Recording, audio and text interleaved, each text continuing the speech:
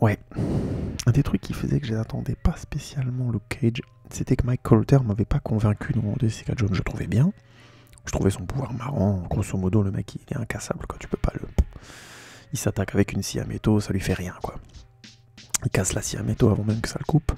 Bon, tu comprends que le mec il est par balle et qu'en plus il est super costaud. Donc bref, il a tout pour lui, je caricature, et c'est un beau mec et tout. Et l'acteur joue bien ce côté monolithique, le grand black costaud comme ça, machin. Il a du charisme, hein, faut pas me faire dire ce que j'ai pas dit. Mais je trouve qu'il a que ça. C'est-à-dire que dès qu'on lui demande de jouer quelque chose un peu plus dramatique ou autre, j'y crois pas, et je pense pas que l'acteur soit spécialement fait pour jouer ça. Or, il y a une part évidemment dramatique dans la vie de Luke Cage, déjà pas mal traité dans Jessica Jones, et bien traité de manière... avec une grande présence de Jessica, ce qui fait que ça fonctionne très bien. Mais, excusez-moi, mais dans Luke Cage, je trouve que c'est pas un point faible, mais ça enlève déjà une certaine densité à la série avant même qu'elle commence. Enfin, avant même qu'elle commence, pour moi, ça enlevait déjà quelque chose. Et je dois constater qu'au final, c'est le cas. Mais commençons par le début. La série a été créée par Keo Odari Coker. Ah, j'adore donner des accents, alors je sais pas prononcer les noms correctement. Mec qui a notamment réalisé, si je dis pas de bêtises, et écrit le film Notorious. Non, il n'a pas réalisé. Il a scénarisé, il a écrit le scénario du film Notorious, biographie de Notorious Big. Il a été scénariste sur quelques séries comme NCIS ou Ray Donovan. Bon, enfin, NCIS Los Angeles, bon, bref, des trucs que j'ai pas forcément regardé. Mais j'avais vu Notorious et pour la petite parenthèse sur ce film, j'avais trouvé que c'était pas mal. Puisque le film osait aborder la part un peu sombre de la vie de Notorious Big, hein, le fait qu'il a été un criminel, qu'il a peut-être tué des gens. Alors le film reste très, très vague là-dessus, mais a priori il aurait buté 2-3 personnes, il a fait du deal, il a fait de la tôle et tout ça. Je trouvais que le film était assez visiblement, parce que j'avais comparé, ne connaissant pas du tout la vie de Notorious Big, comment dire, les rapports avec les différents personnages autour de lui, comment il a manipulé, pas manipulé, mais comment les rapports avec certaines femmes qu'il a eu autour de lui étaient un peu ambigus, que ça n'a pas toujours été un agneau, quoi, tout simplement. C'était pas mal du tout. Et en parallèle de ça, j'avais vu le film Straight Outta Compton qui parlait du NWA, un groupe notamment où il y avait Ice Cube et Dr. Dre, entre autres. Et le film, j'ai appris ensuite, le film était très sympa, hein, NWA, Straight Outta Compton, c'était sympa hein, comme film à regarder. Ça raconte notamment la fameuse chanson, l'histoire de la fameuse chanson Fuck the Police, que vous connaissez tous probablement. Et mais quand j'ai regardé un peu sur Wikipédia et autres, je me suis rendu compte que le film avait été très soft, notamment sur les violences conjugales qu'a pu pratiquer un mec comme Dr. Dre, ou bien le rapport aux femmes très très très ambigu qu'entretenait tout le groupe avec leurs groupies pendant longtemps, quoi. Donc c'était... Et visiblement le film a été produit par Ice Cube, Dr. Dre, enfin bref, donc ils ont clairement pas voulu qu'une partie de leur vie soit abordée ou soit montrée à l'écran, ce qui enlève énormément, je trouve,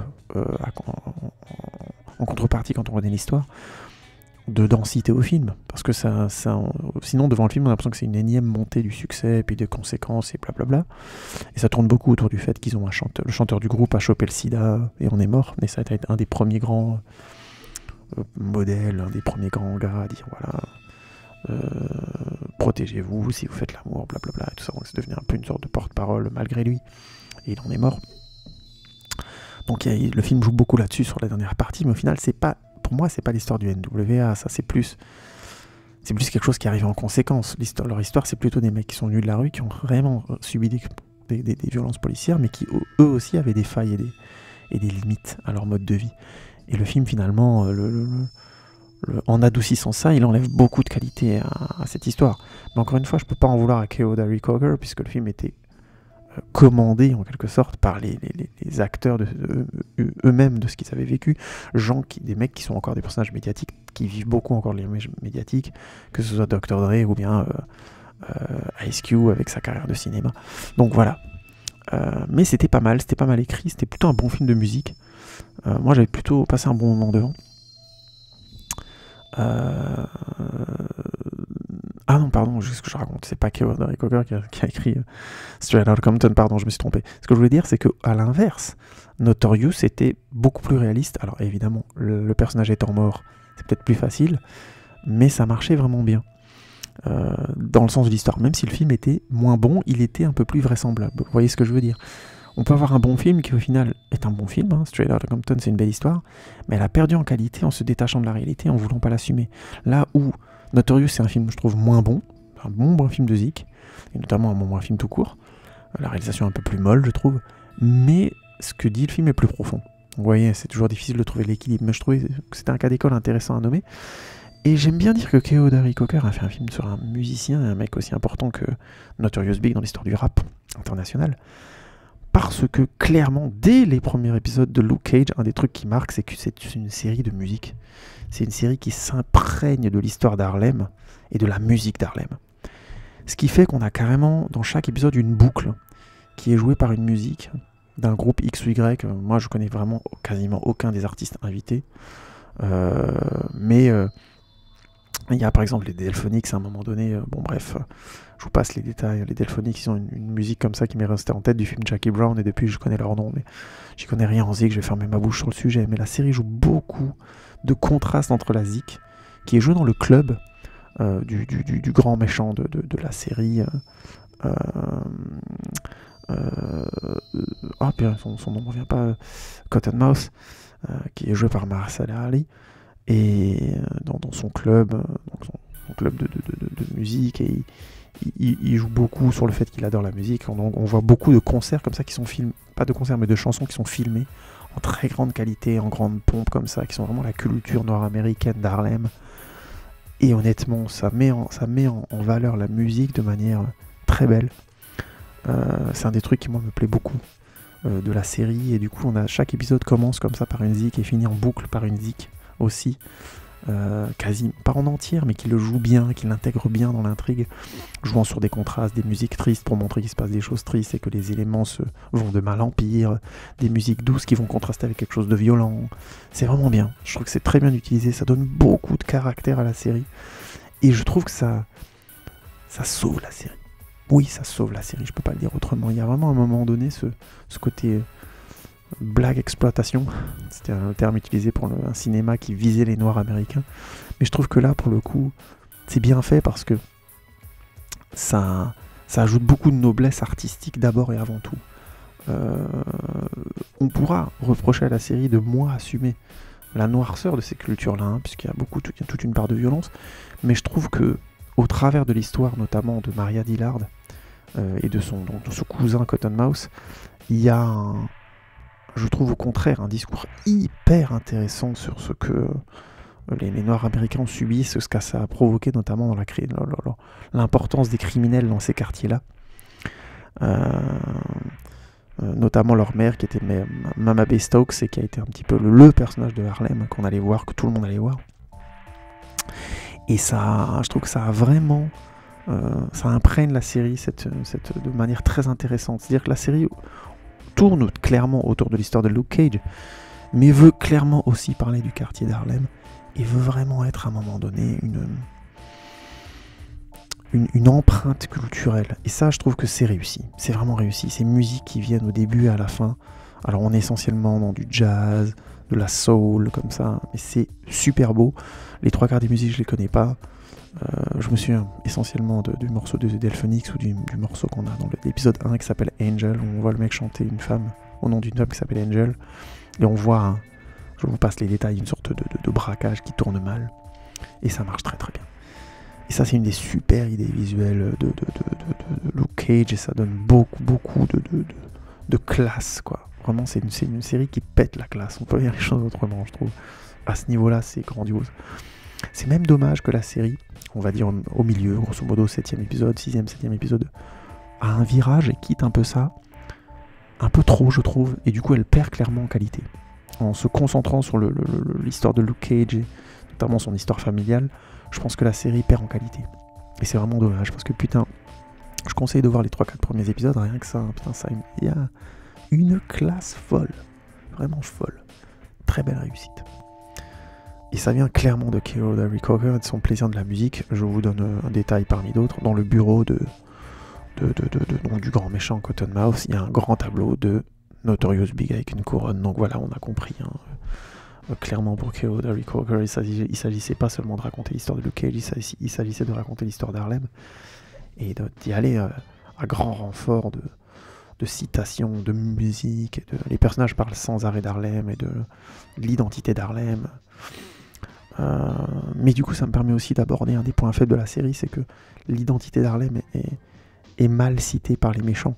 Là où Wilson Fisk est un méchant qui avait une certaine forme de justesse dans son point de vue sur les choses. Il le faisait mal, c'est un tueur et quelqu'un de dangereux. Il n'y a pas de doute, mais en même temps, sa volonté, on ne pouvait pas la discuter. Et on voyait d'où il venait dans son histoire familiale pour avoir envie de changer les choses. Je trouve que les personnages que ce soit Maria Dillard ou de Cottonmouth qui veulent changer leur quartier, ils ont clairement un regard biaisé et c'est trop évident, ce qui fait que toutes leurs citations ont l'air creuses et sans intérêt. Ça donne pas envie d'aller chercher d'où ça vient, ce qu'ils disent. Et c'est vraiment dommage. Ils évoquent notamment l'histoire de Crispus Attucks. Heureusement que Luke Cage, à un moment donné, évoque cette histoire un peu frontalement. Mais la plupart des citations viennent de Maria Dillard et de Cottonmouth. C'est comme s'il y avait une critique indirecte envers l'histoire nord-américaine d'Harlem. Et je trouve que c'est dommage parce que ça aurait pu être intégré avec, je pense, de la noblesse. Parce que c'est une histoire noble. Et qu'elle avait la possibilité d'être intriguée comme ça. C'est pas grave. C'est juste, je trouve, une utilisation moins intéressante. Et surtout, ça enlève finalement le truc intéressant, c'est surtout que ça enlève de la... Parce que je connais pas bien cette histoire, je ferais mieux d'éviter d'ouvrir ma bouche dessus, en fait. Je connais vraiment pas du tout. Mais je trouve que ça enlève de la crédibilité. Il vaut mieux, au départ, qu'on ait une ambiguïté et qu'on ait la sensation que les méchants aient des arguments qui tiennent, quoi. Ce qui n'est pas le cas dans Luke Cage. C'est un premier problème, je trouve, qui enlève beaucoup de densité au personnage. La série pète la classe. Mais quand même très très vite, que ce soit Cottonmouth ou Maria Dillard, je trouve qu'ils sont un peu...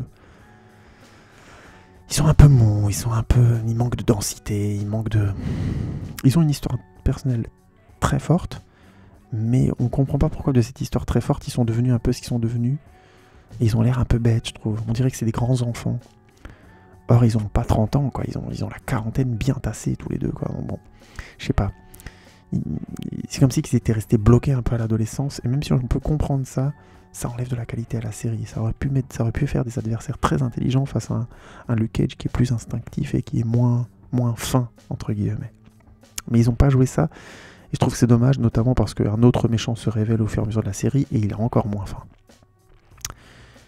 Je trouve que ça enlève beaucoup de qualité dans les derniers... Je trouve que là, moi, personnellement, j'ai eu du mal sur les derniers épisodes. Je commence à être un peu fatigué par la série, même si elle est globalement plutôt bien écrite. On a aussi un personnage qui...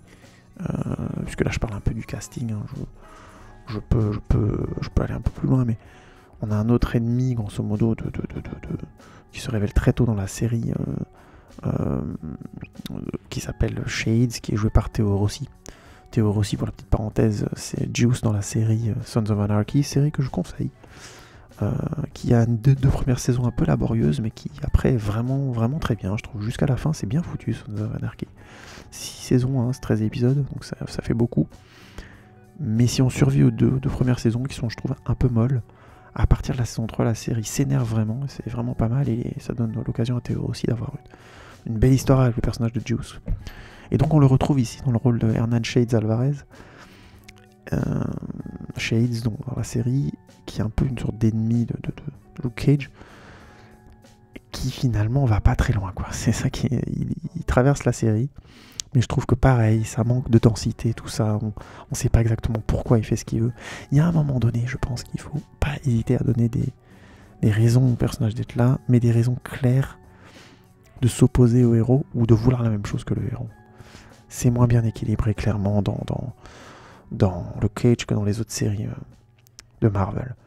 Puisque je suis sur le casting, je continuerai en disant simplement qu'on a Simone Miffy qui joue le rôle de Misty Knight, donc la flic qui va être un peu l'alter ego et l'aide de Luke Cage. Elle joue bien. C'est une bonne actrice de série télé, j'ai pas grand chose à dire d'autre. Sinon, on a clairement Rosario Dawson qui a encore bien joué dans la série et qui aide énormément à donner de la densité au jeu de Mike Colter et au personnage de Luke Cage. Heureusement qu'elle est là sur des séquences très importantes parce que je pense qu'elle donne vraiment beaucoup de qualité. On a Frank Whaley qui joue le rôle du collègue de Misty, donc détective Raphaël Scarf, acteur que j'aime bien, qui a une tronche comme ça. Si vous l'avez tous vu probablement dans Pulp Fiction se faire exploser le genou au début du film, c'est le fameux mec qui ose dire quoi quand Samuel L. Jackson le défie de dire quoi encore une fois, et qui se fait exploser par Vincent Vega et Julius Wingfield après la fameuse tirade Ézéchiel 25 verset 10 ou un truc comme ça. Bref. Et ben il est très bien dans le rôle, il joue très bien. Je pense que c'est un acteur qui quand il passe dans les séries télé, on le remarque, quoi. Il sait être là, ce mec. Donc voilà, c'est du bon casting de séries télé. À la différence que, contrairement à Jessica Jones et à Daredevil, je trouve qu'il y a les premiers vraiment erreurs de casting des séries Marvel arrivent dans cette série-là. Notamment avec un personnage important qui s'appelle Diamondback, qui est joué par Eric Larray Harvey. Et franchement, je trouve qu'il surjoue, c'est insupportable. Et quand on dit que c'est insupportable, c'est pas la série pas regardable. Mais vraiment, quand ce mec devient important dans l'histoire, on n'y croit pas. On n'y croit pas 2 secondes, et je trouve que c'est une grosse erreur de casting. Probablement que c'était voulu par les créateurs en se disant qu'ils ont constaté les limites de jeu de Mike Colter et qu'ils se sont dit qu'il valait mieux avoir un cabotineur en face pour que Mike Colter continue à être crédible en tant qu'acteur principal. Hein. Mais je trouve que c'est une erreur. Je pense qu'il ne faut pas hésiter à écraser un acteur principal avec un meilleur acteur en face, à prendre un casting de fou. Quitte, tout simplement parce que ça tire la série vers le haut et la victoire du héros en est d'autant plus belle. Là, ça tire vraiment la série vers le bas, ça rend les actes de Diamondback caricaturaux.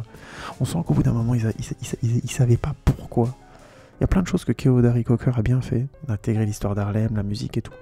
Mais les motivations de ces méchants, entre guillemets, il les a jamais vraiment gérées, je trouve. Et c'est le problème de la saison en entier. Il y a vraiment un problème global, comme ça. On essaie beaucoup de donner du charisme à Shades, mais finalement c'est très vide, tout ça. Bref. On a comment dire, encore un casting global de série télé correct, vraiment de bonne qualité. Mais on a aussi cette grosse erreur là, et en plus c'est un personnage important au final. On a par exemple Frankie Faison qui joue le rôle de Henry Pope Hunter, et qui est un excellent acteur de série télé qu'on a vu dans plein d'autres séries, mais qui est encore une fois là très très bon et absolument vraisemblable, bref. Et c'est la première série qui marque un peu ce creux, je trouve. Il y a un problème d'écriture sur la motivation des méchants, et en plus une erreur de casting, ça fait beaucoup. Ce qui fait que du coup, Luke Cage est une série un peu laborieuse, sympathique à regarder. Si on aime la soul et la musique, on va s'éclater. Il y a des séquences de baston, des trucs assez sympas, notamment des effets spéciaux assez sympas sur le côté incassable de Luke Cage. Mais au final, on se rend compte que la série rame un peu, a du mal à donner de la vraisemblance au pouvoir de Luke Cage. Même si elle a une excellente idée au milieu, je ne spoile pas, qui fait que ce pouvoir devient un peu une sorte de malédiction. J'ai beaucoup aimé cet effet-là. Mais au final, Luke Cage est une série que je trouve un peu moindre, un peu en dessous, un peu moins intéressante, qui existe essentiellement parce que le personnage a été beaucoup introduit par Jessica Jones, et qui au final, en elle-même, a ce côté soul qui est très agréable, qui est malheureusement pas mené jusqu'à la fin de la saison, ce qui est dommage. Du coup, c'est visuellement assez stylé. On voit, j'aime vraiment, les concerts sont super bien filmés, la zik pète sa mère. Mais en parallèle, les scènes avec les scènes de combat ou autres, je trouve que c'est un peu plus laborieux. Vous voyez, il y a des effets, genre quand on commence vraiment à avoir de gros problèmes d'effets dans la série des Defenders à partir de Luke Cage. Ils chopent un mec et puis ils veulent le jeter, mais on sent bien qu'il y a un temps mort, il y a des câbles et des machins, enfin... Il y a des temps de latence dans les scènes de combat. Ça veut pas dire que c'est pas spectaculaire, mais on est loin de ce que ça pourrait être si c'était fait avec plus de nervosité, quoi. Le personnage de Luke Cage n'est pas nerveux, mais c'est quand même un mec qui peut péter des murs à main nue. Ça devrait être beaucoup plus léger, léché et tout ça. Peut-être qu'ils auraient dû en faire moins, j'en sais rien. En tout cas, je trouve que la série trouve pas son identité visuelle sur sa longueur à cet endroit-là. Et pourtant, les performances de Luke Cage sont vraiment vendues dans la série. Je spoilerai entre guillemets à peine en disant que le grand combat qui est supposé sonner la fin de la saison est mou, pas très bien chorégraphié. Les mecs sont supposés avoir fait de la boxe avant. Ouais, bof quoi. C'est pas terrible. C'est une bonne série. Je peux pas dire qu'elle est mauvaise, mais elle est vraiment average pour une série. Même pour une série de super-héros, c'est moyen. Donc par rapport à une série qui n'est pas une série de super-héros, c'est assez faible. Luke Cage. Je peux pas dire de choses autrement. Les enjeux, le personnage, le héros fait une tirade, notamment dans l'avant-dernier ou le dernier épisode, sur pourquoi il fait ça. C'est poussif à mort. Ça pourrait correspondre au personnage, mais je pense que ça lui correspond pas tellement. C'est poussif, je peux pas dire autrement. Et c'est dommage. Mais à partir du moment, je trouve, où tu fais le casting de Michael de Luke Cage, je pense que tu te limites déjà beaucoup. Alors si en plus le casting baisse en qualité sensiblement par rapport à Daredevil, Jessica Jones, c'est déjà dur d'en se relever. Je m'arrêterai là sur Luke Cage. Mais du coup, vous allez me dire, est-ce que le mouvement a continué de descendre avec Iron Fist? Alors je spoil tout de suite, malheureusement, oui. Ah, mais oui, j'avais oublié de dire aussi que le générique de Luke Cage, mais il pète la classe aussi. C'est juste un ralenti sur un coup de poing que va donner Luke Cage, et sur son corps comme ça, noir, on va se dessiner la ville en jaune comme ça, Harlem et tout. Et le morceau de Zik est une sorte de petit morceau soul comme ça, un peu rythmé, un peu dansant comme ça. Génial. Générique excellent quoi. Ça donne, on l'a tout de suite en tête, ça donne une identité hyper classe au personnage et à la série, c'est waouh. Encore une fois un générique excellent, personnel, incomparable avec celui de Jessica Jones ou Daredevil, beaucoup de personnalité dans le générique, franchement. Respect parce que une claque. Excellent générique. D'ailleurs, je crois que c'est le seul prix qu'a eu la série, c'est un award pour son générique de début, et honnêtement c'est mérité. Pareil pour le générique de fin où ils ont fait une petite musique soul qui est la seule musique de générique de fin que j'ai retenue, que ce soit dans Jessica Jones ou Daredevil. Décidément, c'était vraiment la zik qui était réussie dans Luke Cage. J'en rajouterai pas, mais peut-être que vous devez vous choper la BO, ce sera peut-être plus simple. Bref, je prends la parenthèse. Et puisque je parle de la zik, j'avais oublié aussi un autre détail important.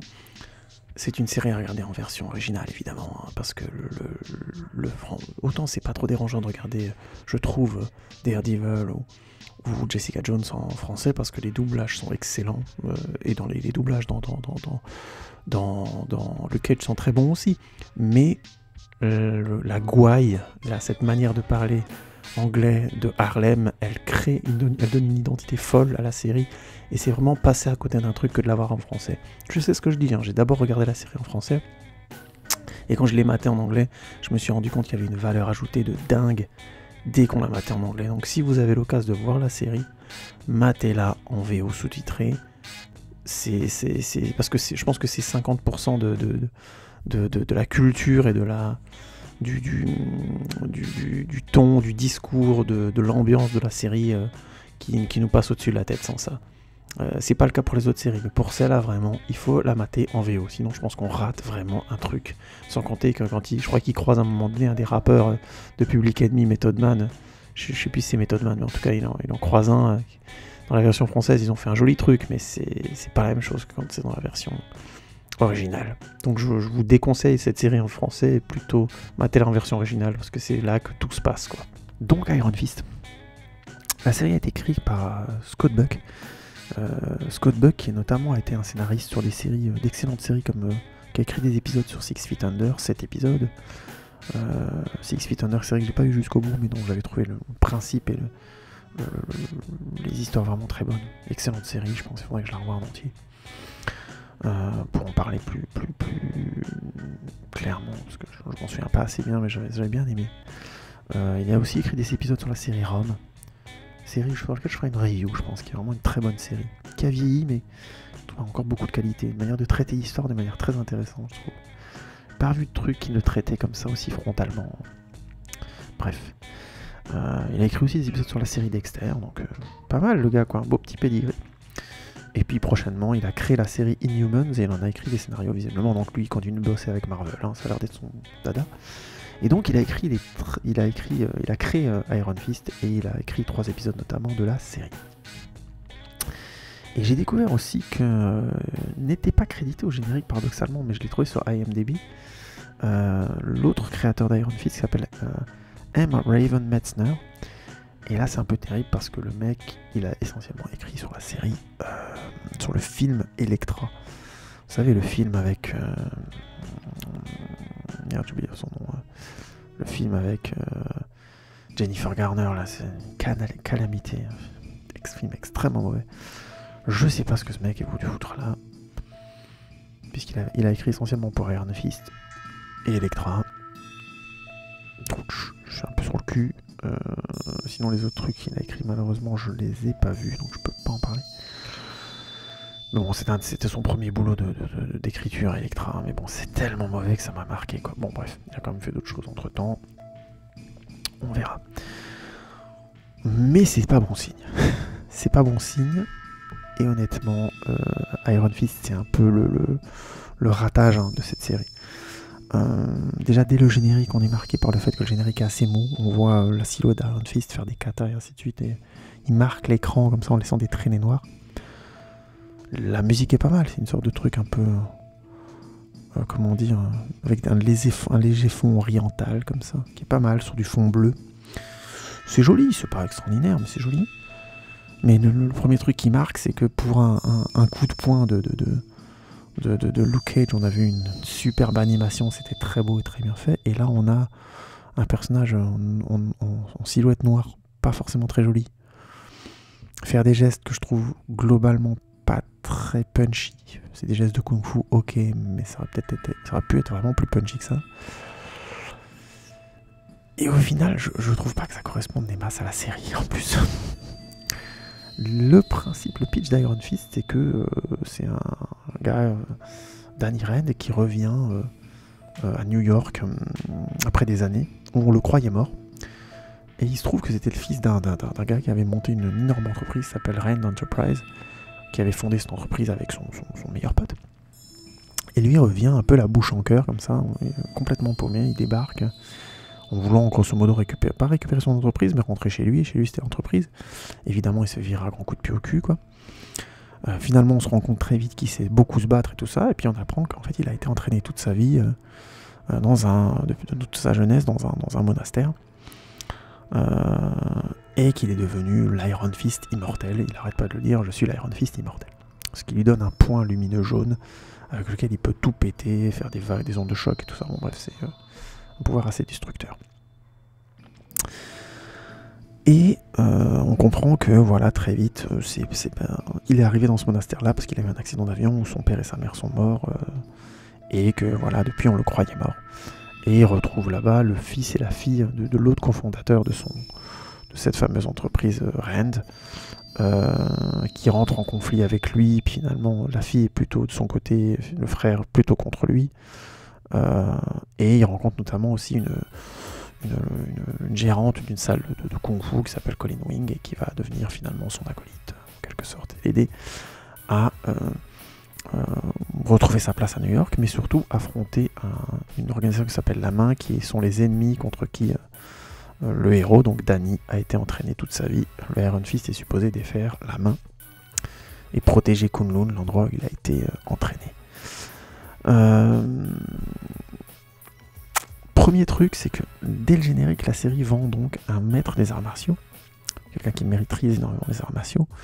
Donc on a pigé dès le générique qu'on est supposé avoir un mec qui va faire de la baston régulièrement dans la série, et que c'est supposé être un des leitmotifs.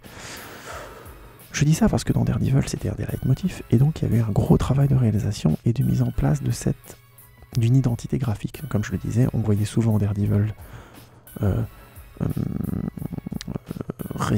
respirer, s'essouffler, prendre des coups, se faire couper, trancher, machin, souffrir énormément, tomber dans les pommes. Il avait besoin de beaucoup de monde pour survivre à chaque fois. Et à chaque fois qu'il se battait, ça lui coûtait très cher, il avait des bleus et ainsi de suite. Là, Danny Rand est supposé être l'Iron Fist, et donc un maître des arts martiaux, et dès les premières scènes de combat, dès les toutes premières, les chorégraphies souffrent. C'est-à-dire qu'elles ont l'air d'être laborieuses, elles sont lentes, elles manquent d'organicité, on n'y croit pas. Alors, je sais pas pourquoi, j'ai fait des recherches, j'ai pas trouvé, visiblement ça a choqué du monde. Beaucoup de gens ont dit que c'était naze, mais on n'a pas forcément eu des éléments sur le pourquoi du comment.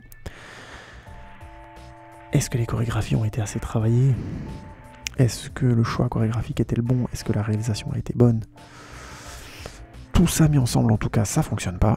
Et très très vite dans la série, on se rend compte que ces passages d'action qui sont supposés être un peu le petit sucre de la série vont être mauvais. C'est pas grave, parce que dans la série, que ce soit Daredevil, Jessica Jones, et même dans Luke Cage, le scénario était plutôt bien ficelé. Alors, Luke Cage était un peu plus... les enquêtes policières étaient quand même un petit peu... Bon, pas des super flics, hein, faut vraiment c'était vraiment pas terrible globalement. Les intrigues policières étaient lentes, plutôt intelligentes, mais lentes. Là, par contre, ça rame tout de suite. C'est difficile à expliquer, mais grosso modo, le personnage principal est assez vite irritant. Pas forcément parce qu'il est naïf. L'idée, c'est que grosso modo, son identité, c'est d'être un adulte qui est resté un peu un enfant, parce qu'on l'a entraîné toute sa vie à se battre, mais on l'a pas entraîné à être en relation avec les gens. Il n'a pas grandi, quoi. Et donc, on comprend vite que l'idée de la série, c'est qu'à la fin, il devienne un peu adulte. C'est encore un peu un enfant, il doit comprendre les enjeux du monde, des gens, et ainsi de suite.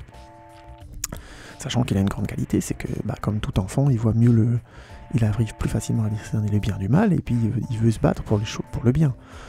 Donc ça devrait lui donner une certaine candeur. Mais la série le joue vraiment, vraiment mal. On a vraiment beaucoup de mal à croire à l'Iron Fist immortel, parce que les chorégraphies sont pas bonnes. Et en parallèle de ça, les chorégraphies sont pas bonnes, le travail visiblement sur le travail des chorégraphies de combat a pas été assez long ou pas assez bien fait, et en plus comme c'est mou, on sent bien que les réalisateurs de chaque épisode ont été obligés de charcuter les séquences de combat, ce qui fait que c'est encore moins organique, encore moins vraisemblable et encore moins émotionnel.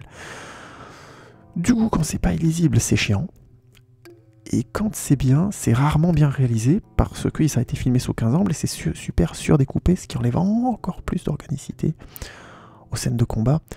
On est du coup face à un truc assez étrange d'une identité graphique qui veut se poser dès le début et qui fonctionne pas. Donc on se rabat sur l'intrigue. Et là, c'est lent. C'est lent. C'est assez risible. C'est pas que c'est pas vraisemblable. C'est que les différentes motivations des différents personnages sont transparentes et ne mériteraient pas autant d'atermoiements, en fait. C'est-à-dire que on a grosso modo les deux qui gèrent l'entreprise, ça s'appelle Joy Mitchum et Ward Mitchum, sont supposés être des amis d'enfance de Danny, et grosso modo Ward déteste Danny, et Joy, elle l'aimait bien, et puis petit à petit très vite on comprend que c'est elle qui va de nouveau être en relation avec lui, ils vont bien s'entendre. Et on a une relation qui est complètement brinque-ballante. Je caricature, mais grosso modo, la série met 3 à 4 épisodes à faire de nouveau entrer à Danny dans la série. Donc, finalement, il arrive à re-rentrer dans le conseil d'administration de Render Enterprise. Puisqu'au départ, on l'envoie dans un hôpital de fous, parce qu'on pense qu'il est taré, tout ça, machin, et puis il peut pas s'en libérer, parce que pour pouvoir faire le point de l'Iron Fist, il a besoin d'énergie, mais si on lui fait des médicaments, il n'arrive pas à reconcentrer son chi. Idée qui n'est pas inintéressante, mais tout ça est laborieux. J'ai pas forcément d'exemple en tête qui me revient là tout de suite, mais on a vraiment constamment une sensation que l'intrigue rame et peine à donner autre chose au personnage principal que son côté grand gosse, quoi. Très vite, on est assez irrité par le fait que l'intrigue est ralentie par le personnage lui-même, mais pour de mauvaises raisons. Des fois, il y a tout un... Je vais donner un exemple précis. Il y a un leitmotiv qui est qu'il est constamment colérique et qu'il a du mal à se contrôler. Or, le personnage est sûr comme un gosse. Ouais, c'est un gosse, quoi. C'est-à-dire, il dit, voilà, mais si, je me contrôle, je suis pas énervé. Enfin, je caricature, mais c'est ça. Hein. Et on y a droit toute la saison, au final. Il n'arrive pas à se contrôler de toute la saison. C'est-à-dire que si ça durait une demi-saison, on pourrait le comprendre. Mais à un moment donné, il vit des trucs qui sont supposés être forts. Ça le fait pas spécialement changer. C'est-à-dire qu'on passe toute la saison avec un mec qui est un grand gosse. Et au bout de 6 épisodes, on a compris, il ne bougera pas, ce crétin des Alpes.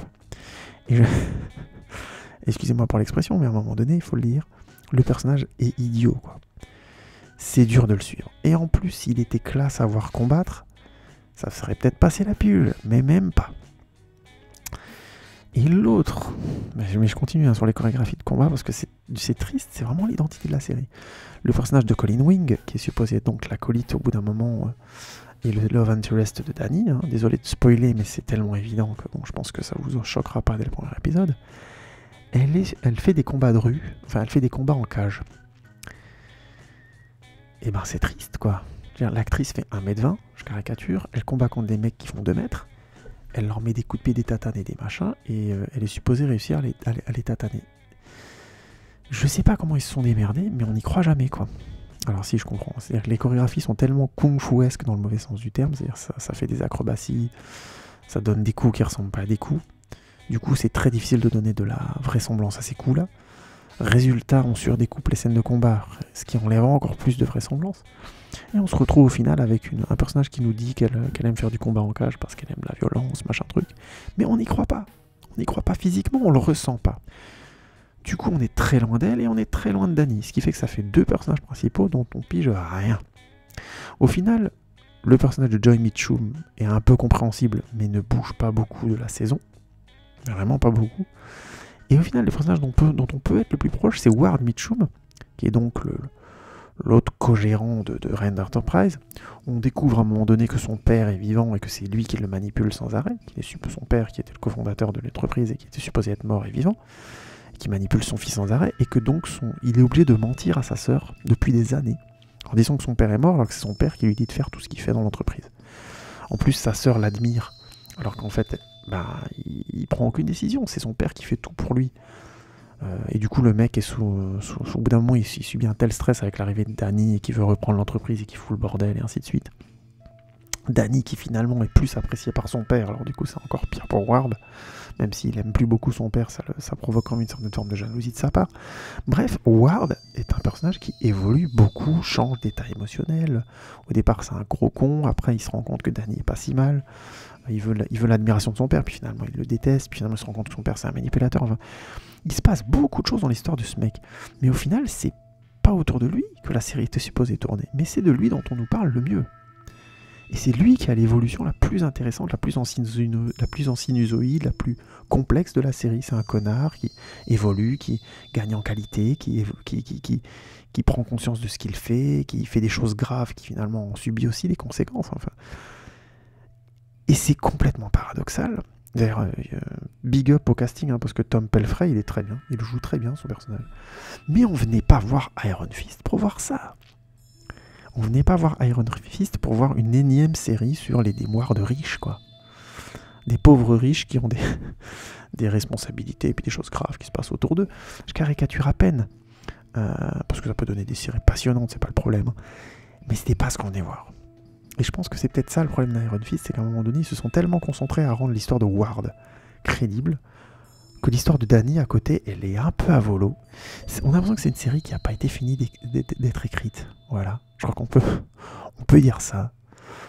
Et on se retrouve du coup avec un personnage qui n'évolue pas, face à un personnage qui est supposé évoluer et qui n'évolue pas, auquel on n'arrive pas à croire. Son acolyte qui est très présente, qui est supposé évoluer, qui n'évolue pas. Leur copain ou leur allié dans l'entreprise, donc Joy Mitchum, qui elle bouge à peine au fur et à mesure de la saison et qui finalement est introduit réellement dans l'intrigue, on va dire, à partir du 9e ou 10e épisode. Sur 13, c'est quand même pas terrible. Et qui finit à avoir de l'importance là, hein, parce qu'au départ, elle est comme très lointaine. Et on a un grand méchant qui est, je dirais pas caricatural, mais qui se révèle finalement assez inintéressant. On comprend très vite qu'il est fou. Et au bout d'un moment de la série, on nous confirme qu'il est fou, donc aucune surprise. Et surtout, c'est assez décevant. Surtout que David Wenham, qui incarne donc ce personnage, c'est lui qui jouait Faramir, notamment dans Le Seigneur des Anneaux, ou alors l'acolyte de Van Helsing dans le Van Helsing avec Hugh Jackman. Film très sympa d'ailleurs, bon, peu importe. C'est plutôt un bon acteur, David Wenham, ça va. Mais c'est pas Vincent D'Onofrio, quoi. C'est pas David Tennant, ou c'est pas aussi bien écrit que ce que peut avoir David Tennant dans le rôle de Killgrave, ou Vincent D'Onofrio dans le rôle de Wilson Fisk, mais bon. Bref, il y a aussi une baisse, c'est du casting télé, on va dire, de base, avec un mauvais scénario, et ça saute aux yeux, mais c'est violent, quoi. Violent. Rosario Dawson vient là, dans cette série, elle a un rôle encore intéressant, Et ils ont la super idée de l'introduire dans les scènes de combat, ce qui rajoute encore plus de côté incrédible. Je vous passe les détails de l'infirmière qui s'entraîne dans une salle avec une entraîneuse qui n'a pas l'air d'être une entraîneuse et qui finalement se bat contre des ninjas de l'organisation La Main, des gens hyper dangereux, des assassins, et qui arrivent à en étaler. Donc là, on commence à basculer dans le côté Xena la guerrière, c'est n'importe quoi. Bref, tout ça pour dire, c'est une série qui a été bizarrement écrite, mal écrite, mais qui en plus dans ses choix de réalisation se vautre, mais violemment, quoi. Je résume. Vous faites une série autour d'un mec qui est un champion d'arts martiaux, et dès la première scène de combat, il n'est pas crédible, à tel point qu'on attend, au bout d'un moment, j'attendais dans la série de tomber sur une scène de combat qui fonctionne, bordel. Et ça vient pas du kung-fu, hein. C'est pas un problème. La preuve, c'est que les Hongkongais font depuis des années des films où les mecs font des combats de kung-fu, et ça a du punch, c'est classe, ça envoie, il y a de l'impact, de la violence, il y a tout. Donc c'est vraiment de très très très mauvais choix faits par la série, par le casting. J'en suis arrivé à un point où je me suis même demandé si c'était une question de budget. Parce que ni le casting ni la chorégraphie rattrapaient le truc, bordel. Donc ça devenait quand même assez impressionnant. Et je me suis demandé.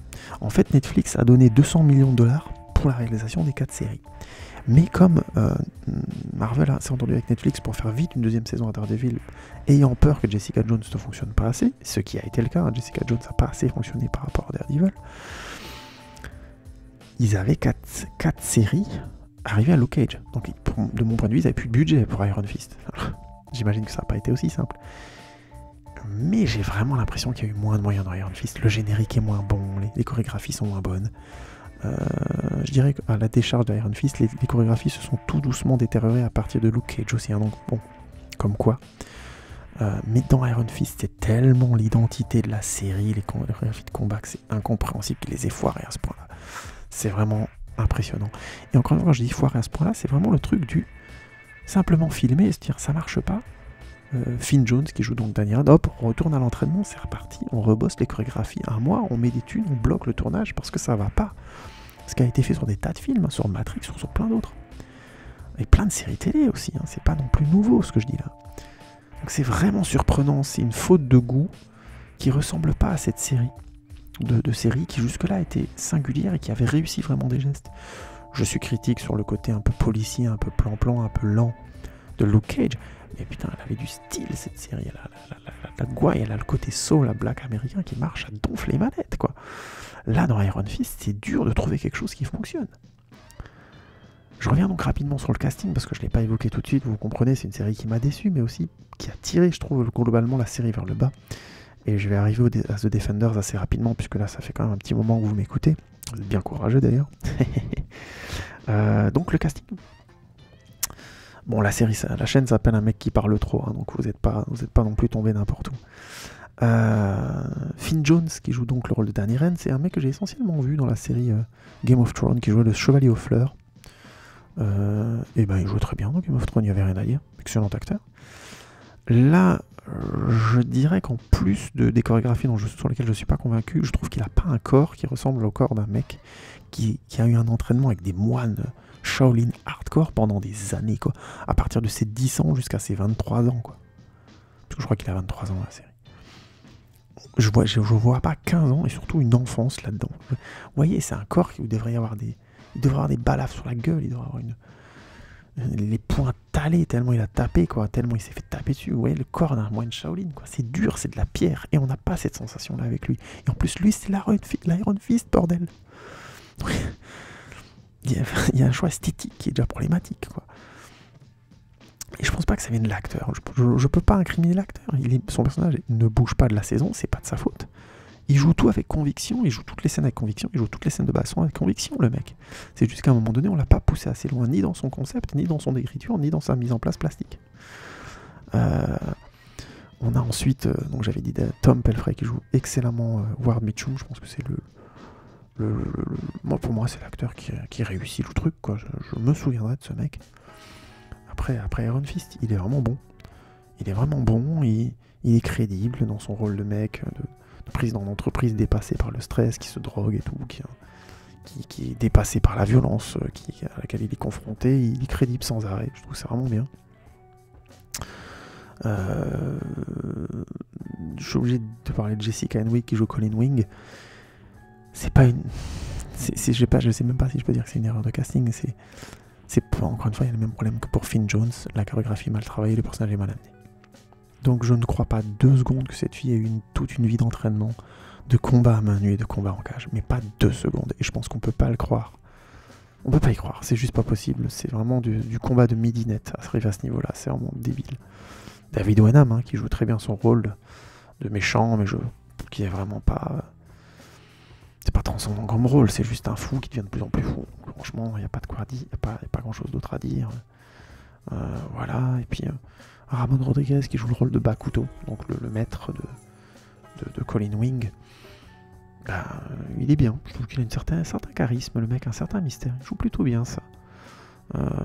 C'est un personnage qui va beaucoup se révéler, surtout dans la série The Defenders, mais qu'il a un rôle qui joue bien son rôle. Mais comme la série est très très moyenne et très moyennement écrite, ça va pas très loin. Mais c'était plutôt un bon casting pour le coup. Acteur que je serais curieux de voir dans d'autres rôles. Il a un certain charisme, ce mec. Voilà. Qu'est-ce que je peux dire d'autre sur Iron Fist? Pas grand chose malheureusement. Quand je dis que la série a pas eu beaucoup de thunes, c'est simple. Il faut attendre le dernier épisode pour voir vraiment le personnage d'Iron Fist utiliser son point de manière vraiment spectaculaire et qu'on ressente du spectacle. Voilà. Je crois que ça résume bien la série. C'est un échec. C'est un échec global.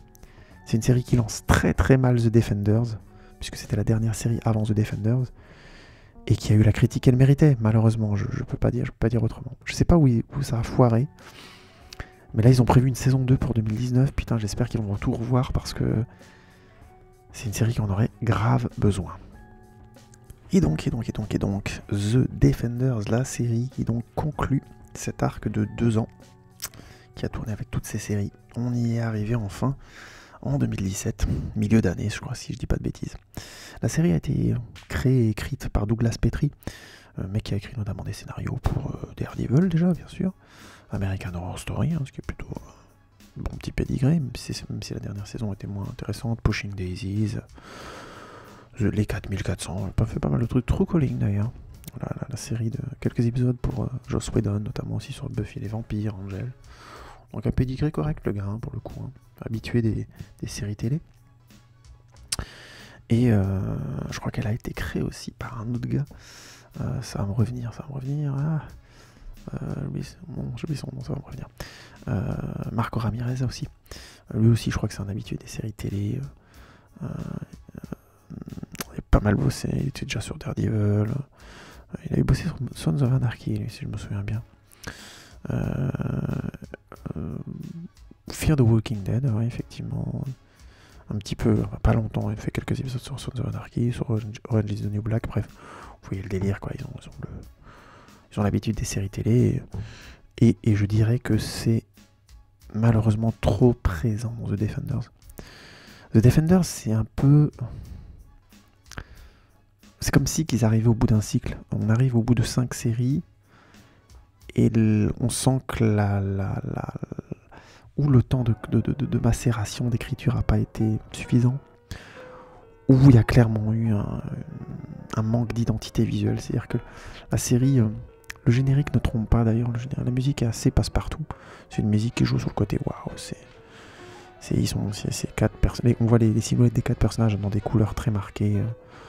Luke Cage en jaune, Jessica Jones en bleu, Daredevil en rouge, et puis Iron Fist en vert sur la ville de New York. Donc ça joue sur un côté comme ça, grandiloquent, les défenseurs de la ville et tout, blablabla. C'est pas mal, mais c'est pas non plus un générique très marquant, notamment la musique est finalement assez passe-partout, on l'oublie assez vite. Et au final, c'est la seule vraie idée visuelle, je trouve, de cette série. Ils n'ont pas réussi à les unir. Je suis obligé de faire une comparaison avec The Avengers, où le film avait réussi un truc assez dingue, c'était de réussir à les rendre tous vraisemblables dans leur rapport. Mais surtout de le faire visuellement, notamment avec cette fameuse scène où ils se disputent et on voit la caméra se retourner et aller en dessous du bâton de l'esprit. Dans le film des Avengers, c'est une scène que je trouvais absolument brillante et qui avait eu la bonne idée de rendre leur animosité et leur différence des vraies barrières entre eux, mais il l'avait fait visuellement, peut-être que sur ce plan là, peut-être pas forcément avec entre guillemets un autre effet que de faire une grosse scène de baston au cinéma. Donc voilà, Iron Man contre Thor, hein, qui est une scène qui fonctionne très bien. Mais je trouve que ça avait été intelligemment amené, intelligemment mis en scène pour avoir une identité. Là, dans la série, les personnages ont évidemment des contradictions, ne sont pas copains tout de suite, ce qui est évidemment une très bonne idée. Mais au final, on se retrouve quand même avec une série qui a beaucoup de mal à trouver son ton à elle. Notamment, c'est ma femme qui m'avait fait remarquer ça à juste titre. La seule idée vraiment visuelle de la série, c'est quand il y a une scène avec Jessica Jones, c'est bleu. Quand il y a une scène avec Daredevil, c'est rouge. Quand il y a une scène avec Luke Cage, c'est jaune. Et quand il y a une scène avec Iron Fist, c'est vert. Alors, c'est pas très subtil, honnêtement. Ma femme me l'a fait remarquer, j'avais pas tout de suite remarqué. Mais au bout d'un moment, c'est systématique, à tel point qu'on ne veut pas passer au travers. Et je pense que c'est assez faible de devoir utiliser ça. On peut dire que c'est une idée parmi d'autres. Voilà, au moins ils ont une idée visuelle.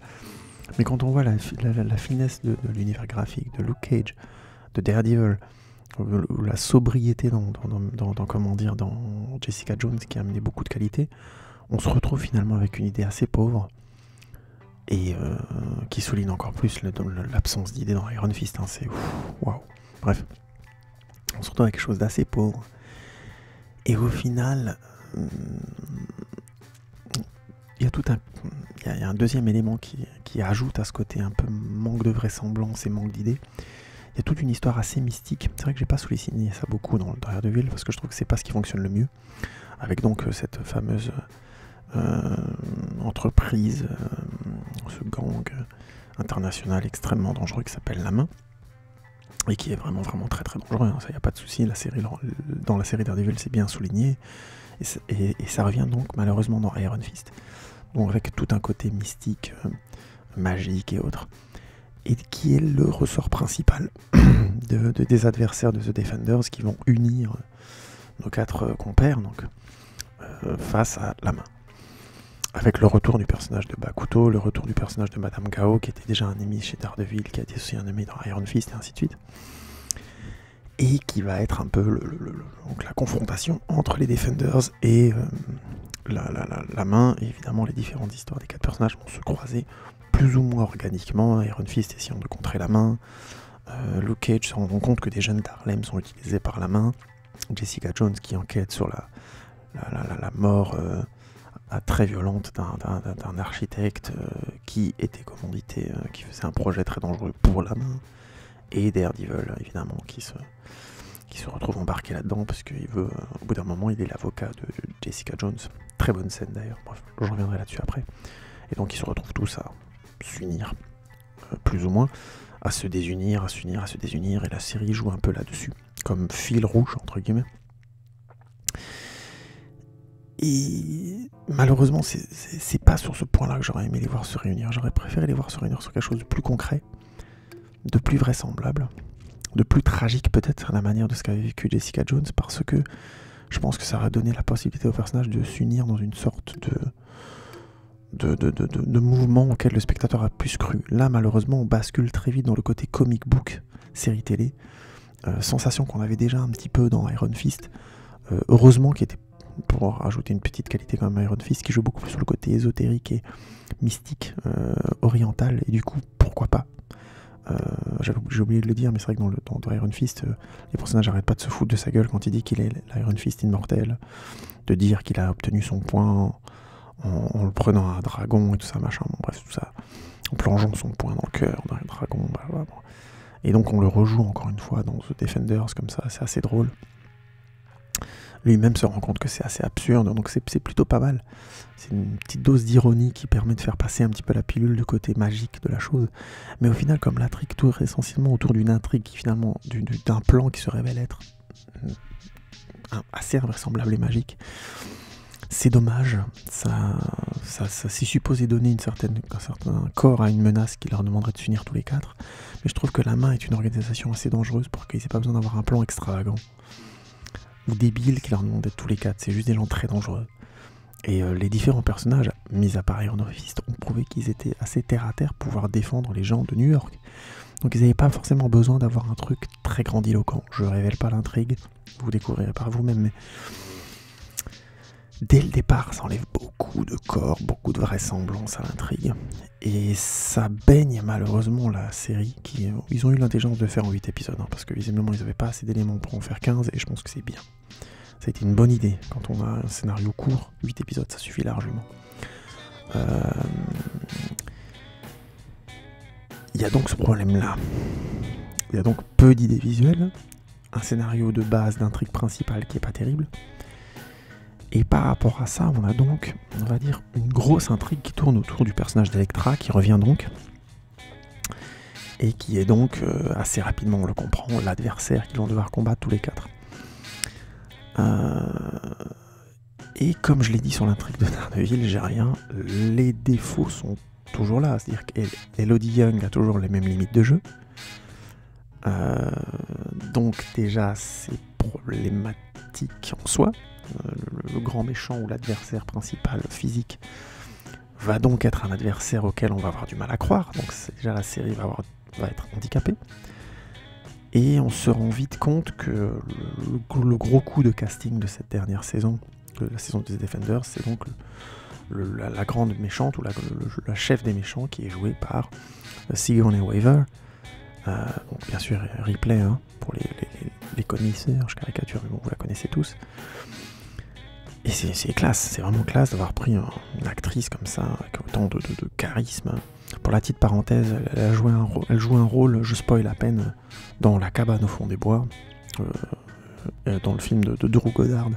Donc ça explique qu'elle soit revenue dans le projet, hein, que Drew Goddard, qui est donc le showrunner principal de toute la série de Defenders, les réintroduite, c'est pas si surprenant. Et elle joue très bien, il n'y a rien à dire dans la série, elle joue bien son rôle, son personnage est intéressant. Mais je dirais simplement... Pardon, excusez-moi. Je dirais simplement que on a... Bah c'est pas très intéressant, quoi. Elle joue bien, je pense qu'on peut le dire. Il y a des séquences avec elle qui sont plutôt pas mal. Il joue à fond le fait que Sigourney Weaver soit là, elle soit l'adversaire et tout, donc elle a quelques séquences un peu physiques où elle est relativement crédible. Pas de soucis. Elle a des séquences avec Scott Glenn où ils sont très bien tous les deux, donc voilà, j'ai pas grand chose à dire, à part sur le fait que c'est globalement assez mou. La série finit par pas décoller, et je pense que c'est dû au fait que son intrigue principale est assez abracadabrantesque. Elle n'arrive pas à rendre son intrigue principale vraisemblable, et le bon exemple c'est de dire que cette intrigue commence déjà dès la première saison de Daredevil et paraît complètement à contre-ton. Le personnage de Stick, donc le grand maître, le gars qui a entraîné... Matt Murdock a utilisé son ouïe et qui lui a appris à combattre et ainsi de suite, était intéressant dans le rapport à Matt Murdock dans la série Daredevil, mais vraiment pas intéressant du côté mystique. On n'arrivait pas à y croire et ça avait toujours un ton bizarre, notamment parce que en parallèle l'intrigue avec Wilson Fisk était beaucoup plus réussie. Même problème dans la saison de Daredevil, tout le côté mystique dans lequel baigne l'intrigue avec Elektra et encore une fois Stick, souffre par rapport à la vraisemblance, la densité et la qualité de l'intrigue du Punisher. Donc. Et malheureusement, c'est pas sur ces intrigues très denses et très concrètes qu'ils ont lancé la saison finale, donc The Defenders. C'est sur ce côté mystique qui a toujours eu du mal à marcher et qui a imprégné toute la série Iron Fist et qui ne fonctionne pas. Alors pourquoi ça fonctionne pas? Il y a différentes raisons. Je crois que c'est très difficile de rendre quelque chose de magique vraisemblable. Il faut faire un gros travail de vraisemblance là-dessus. Par exemple, une idée parmi une autre, qui était pas mal dans Iron Fist mais qui est mal exploitée, c'est l'idée que le chi, il ne peut pas le manipuler s'il n'est pas en paix avec lui-même. Ça c'est un peu con, mais genre s'il est drogué, ça ne fonctionne plus. Ça a l'air con, mais ça donne de la vraisemblance et de la densité à l'histoire du chi. C'est malheureusement trop peu exploité, parce que c'est tout con au final, hein. Tu veux battre Iron Fist, tu utilises un fusil de loin, tu lui tires une fléchette avec du tranquillisant, et voilà, hein, il est tranquillisé, quoi. Enfin, je veux dire, ça a l'air con, mais c'est ça, donner de la vulnérabilité et de la concrétude à une situation. Et là, sur cette situation magique, jamais la série décolle réellement. Résultat, on se retrouve avec finalement beaucoup de scènes de combat. Ah, ça, par contre, la série elle est généreuse, hein. On les voit tous les quatre se bastonner régulièrement. Et malheureusement, au lieu de s'inspirer des chorégraphies de la première saison d'Iron Fist ou de l'excellente baston dans l'appartement de Jessica Jones, on a le droit aux acrobaties de Daredevil, mais surtout d'Iron Fist, et du coup, enfin les types de chorégraphie de combat, hein, et du coup, ça marche que par tout petits fragments. Visiblement, je suis un des rares peut-être à faire mon esprit chagrin dessus, puisque j'ai vu sur internet beaucoup de gens qui ont fait des montages en disant scène épique de combat sur YouTube avec plein de millions de vues, donc visiblement ça a été apprécié. Moi, j'ai pas une scène de combat de toute la saison de The Defenders qui m'est restée en tête.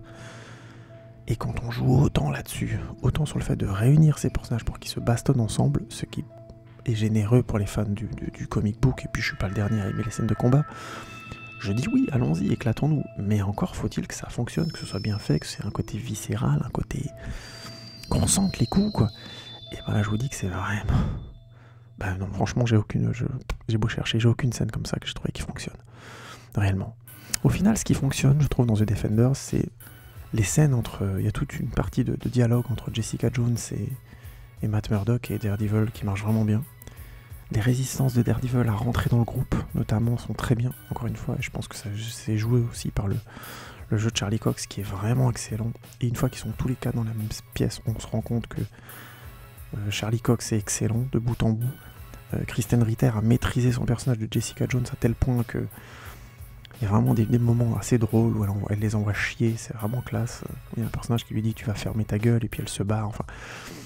Dans un cut, on voit qu'elle se casse, tu vois, c'est vraiment...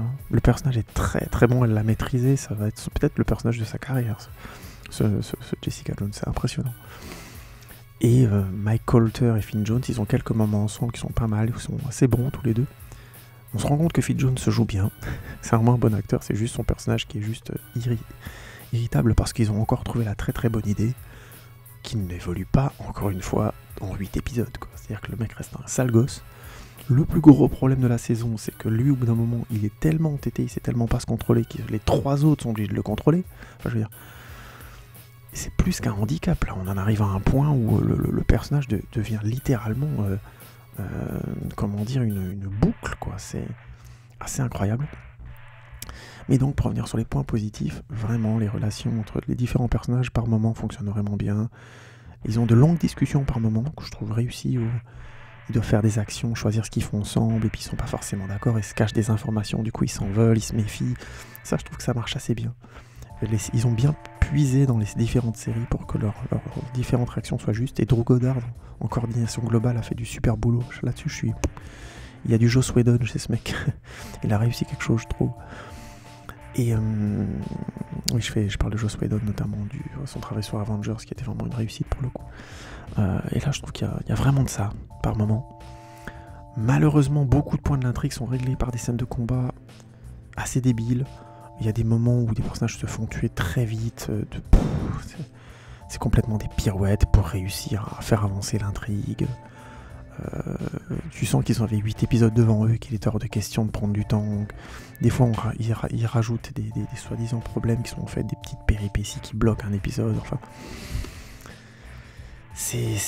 tout ça est très, très laborieux. Il y a un effet notamment qu'ils ont essayé de faire dans Iron Fist qui marche un petit peu et qui finit par complètement tomber à plat, je trouve, dans The Defender. C'est l'idée que les différents membres de la main, les 5 chefs de la main, sont des grands manipulateurs, quoi, machin. Et au final, je trouve que c'est assez lourdingue. C'est assez prévisible ce qu'ils font. Et du coup, le fait que ça énerve un petit peu les membres de Defender, ça les rend un peu bêtes par moment, quoi. Surtout Iron Fist, mais il y a aussi Daredevil à un moment donné qui s'énerve, qui est à la limite d'en buter un. Ouais. Enfin voilà, je suis pas fan. Et évidemment, comme Elektra est de retour, l'un des grands ficelles de la saison, c'est ils se retrouvent avec Daredevil et qu'ils reviennent sur leur histoire qui s'est passée. L'idée est bonne. L'idée est vraiment bonne. Ils se retrouvent physiquement, encore une fois, il y a ce désir de les faire se retrouver dans le combat. Mais comment, encore une fois, les chorégraphies de combat entre eux sont laborieuses, assez incohérentes. Je vais pas expliquer pourquoi, mais j'ai vu plusieurs personnes sur Facebook réagir comme ça, et ils ont bien raison. Luke Cage est supposé détruire des murs avec les poings, donc s'il met un coup de poing à quelqu'un, il l'explose, et plus d'une fois dans la série, on le voit balancer des gens gentiment balancer des gens, et les gens s'éclatent pas contre le mur. Honnêtement, Jessica Jones, pareil, elle a une pouvoir de fou, elle met des coups de poing à les gens ils explosent pas. Ils sont supposés être très forts tous les deux, donc ils ont des pouvoirs très variables, très très variables. Ils se battent un moment avec Daredevil, ils se mettent, je sais pas, je me souviens pas très bien, mais je crois Daredevil prend des coups, mais il devrait avoir genre le crâne explosé, c'est pas le cas. Enfin, en plus, il y a des largesses. La série respecte pas son univers tout à fait, pas en détail. Donc voilà, Elektra à un moment donné se bat contre Luke Cage, elle l'explose avec un coup de pied, mais par contre après elle se bat avec Daredevil, mais elle le tue pas en un coup. Enfin, vous voyez, il y a vraiment de gros problèmes de vraisemblance, et ça prouve bien que la série à un moment donné a été paresseuse là-dessus. Ça handicape les scènes de combat. Et quand on rajoute à ça que donc la relation entre Daredevil et Elektra se joue sur des scènes de combat, et ben ça alourdit le machin et ça le rend encore moins émotionnellement impliquant. Ce qui fait que j'ai regardé ces 8 épisodes sans déplaisir, puisque j'avais suivi tout, j'avais vu les personnages et tout, mais honnêtement c'est très faible par rapport à l'intensité qu'avait pu atteindre Jessica Jones ou même Daredevil, ou simplement le style, la classe qu'avait obtenu la série Luke Cage. Waouh! On a malheureusement The Defenders qui se rapproche beaucoup plus d'Iron Fist, et c'est vraiment une déception. Pour moi c'est une déception cette série de The Defenders, et il y avait mieux à faire, et on s'en sort finalement avec une série, je trouve, fait sans application, sans âme, sans identité. C'est vraiment dommage. Au final, il y a une séquence que j'ai trouvé super bien et qui m'a surpris, et c'est là que tu vois qu'il y a vraiment eu un problème d'écriture dans Iron Fist. On voit le personnage de Colleen Wing. Évidemment, tous les personnages secondaires se retrouvent qui sont dans différentes séries se retrouvent. Et là, l'actrice fait une très belle performance où elle fond en larmes en disant qu'elle est perdue, qu'elle sait plus quoi faire, puisque Iron Fist a rejoint les Defenders et qu'elle se sent inutile, et que on comprend très vite entre la fin de la saison d'Iron Fist et le début de The Defenders, ils ont traversé le monde entier à la recherche des membres de la main et tout. Et que là, d'un seul coup, elle se sent inutile et qu'elle avait rien réussi à faire avancer, et que là, d'un seul coup, les choses avancent avec les membres des Defenders, elle a l'air perdue. Et j'ai trouvé le truc très sensible et très vraisemblable. Le personnage est touchant là. Pour la première fois, on sent vraiment ce qu'elle veut dire. Elle veut être active, elle veut être une combattante, elle se sent utile et désarmée. Et ça, c'était assez classe, et l'actrice le joue bien, et c'est bien écrit. Mais c'est un des rares moments de la saison qui marche, quoi. Je pourrais symboliser ça par le personnage de Rosario Dawson, qui, encore une fois, ne sert pas à grand chose et est assez transparent dans les 8 épisodes. Grosso modo, c'est un peu bateau, quoi. Comme elle les connaît tous, elle met en relation Luke Cage et Iron Fist. Elle dit voilà, vous devriez travailler ensemble, vous êtes tous pareils, machin. Ouais, bah c'est pas très inventif, les gars, quoi. Si vous avez mis 5 saisons pour avoir que cette idée-là, est-ce que ça valait le coup de le faire comme ça? Ils auraient pu s'unir tout simplement dans le mouvement. Enfin, tout ça est laborieux. Et finalement, ma critique globale sur cette série The Defenders, c'est ils avaient de la pépite entre les mains et qu'ils y sont pas arrivés. Et c'est dommage. C'est dommage parce que putain, j'insiste, Daredevil et Jessica Jones, ça envoie du bois. Jessica Jones, c'est juste très bien écrit, quoi. C'est dommage, mais je pense que je suis quand même admiratif du travail fait. La critique globale sur tout ça, c'est que c'était un super projet, et j'ai trouvé vraiment le travail global mené par les différents auteurs globalement assez intéressant. Drew Goddard, Melissa Rosenberg ou Kodari Cocker ont fait du super boulot. Ça a été beaucoup moins le cas de Scott Buck ou de Douglas Petrie et de Marco Ramirez, mais au final c'est peut-être sans issue au départ. C'est une série qui a peut-être été croulée sous la pression publique, j'en sais rien, mais en tout cas il y a vraiment eu un gros défaut d'écriture, un gros défaut de mise en scène, un manque d'âme, un manque de personnalité dans Iron Fist, et encore plus dans The Defender, je trouve, ou au même niveau. Du coup j'ai pas trop envie de vous conseiller de regarder tout, parce que je trouve que ça vaut pas trop le coup. Regardez plutôt Daredevil, regardez plutôt Jessica Jones, et si ça vous plaît, vous pouvez vous faire Luke Cage. Mais Iron Fist et The Defender, ça rame, hein, c'est... Donc voilà. Mais c'était intéressant de voir toutes ces séries, de voir cette tentative d'écriture. Je suis curieux de voir d'autres séries tenter le coup avec d'autres super-héros, sous d'autres formes. Moi perso, j'ai jamais osé aller vers les séries du DC Universe comme The Flash, ainsi de suite, des Arrow et tout le bordel. C'est tellement kitsch d'emblée dans le visuel. En plus, c'est des séries en 24 épisodes, si je dis pas de bêtises, donc moi... Le côté filler avec un super-héros, c'est bon, je mangeais ça quand j'avais 14 ans. Et c'est fini, quoi. Maintenant, il faut que ça avance, sinon je m'ennuie, quoi. Mais si vous y connaissez, vous pensez que je me gourre, n'hésitez pas à me relancer. Peut-être que je m'attrape, que je ferai une review dessus. Bon, je vais m'arrêter là. Je vous ai déjà tenu la jambe trop longtemps. Merci les amis d'avoir écouté. J'espère que cette review vous a plu. N'hésitez pas à me donner votre avis. Évidemment, si vous voulez liker, partager ou autre, faites-le. Ça m'a fait vachement plaisir de vous parler en tout cas de cette série. C'est un exercice intéressant. Je le ferai pas souvent parce que c'est un gros boulot de mater des séries avec 4 ou 5 saisons et d'en parler ensuite. Donc je vais essayer de pas trop le faire et de vous faire des reviews plutôt sur des films. Ça me permettra d'en sortir plus souvent et puis d'échanger avec vous sur des choses plus variées. Je traite un peu trop des super-héros et un peu trop souvent, vous me connaissez. Il faudra aussi que je me diversifie, entre guillemets. Bref, je vous remercie encore beaucoup pour votre écoute. Vous connaissez le truc, je mettrai les critiques que j'ai trouvées en dessous dans les liens, la page Facebook, le Twitter. Voilà, merci beaucoup de votre écoute encore les amis, et à bientôt. Ciao, ciao.